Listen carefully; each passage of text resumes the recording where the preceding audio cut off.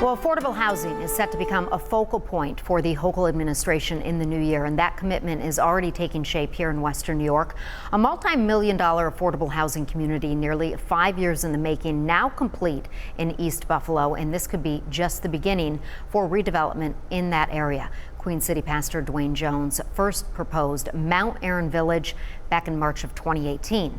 The $23 million plan called for dozens of apartments in a vacant lot at the corner of Genesee and Gray Street. 2 years later, that project secured funding at the federal and state level. Finally, this week, the governor's office announcing construction is complete and Mount Airen Village has 59 units with 18 reserved for those who are currently homeless. Well, this new development is a small part of the governor's $25 billion 5-year commitment to increase the supply of affordable housing in New York. And as many of you are aware, it's become more difficult for neighbors, all neighbors, to find a house that they can afford. And I spoke with real estate agents and developers at today's Mount Airen Village celebration about this problem and possible solutions.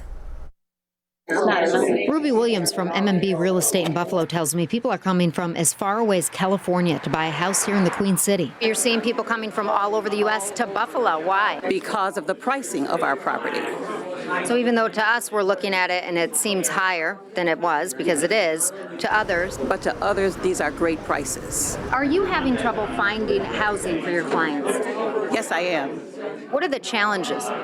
There's not enough properties out there. We have more buyers than properties. Ben Upshaw of CB Emmanuel Realty tells me he is hearing from more and more people who say they can't keep up with the rising cost of rent. It's very sad. The problem of finding affordable housing and the problem of housing in New York State, as well as the nation, is fundamentally based around the fact that people's wages are not increasing at the same rate of the cost to construct a unit of housing. People that once were middle income are being priced out of rental housing. They're being priced out of home ownership opportunities. Upshaw says the cost of construction continues to soar. We have seen about anywhere from a 25 to 30% increase in the cost of delivering housing.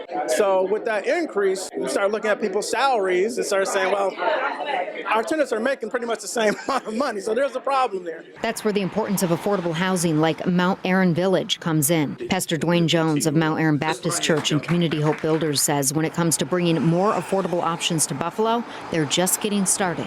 What's part of the solution? I think the solution is to get started, block by block of improvement. Mount Airen Village is phase 1. What challenges are there and who can help to make the process go faster? I think we need more funding. And Ruby Williams says there are things all potential buyers can do to make sure they're in the best position to purchase a home in a competitive market. Credit is an issue.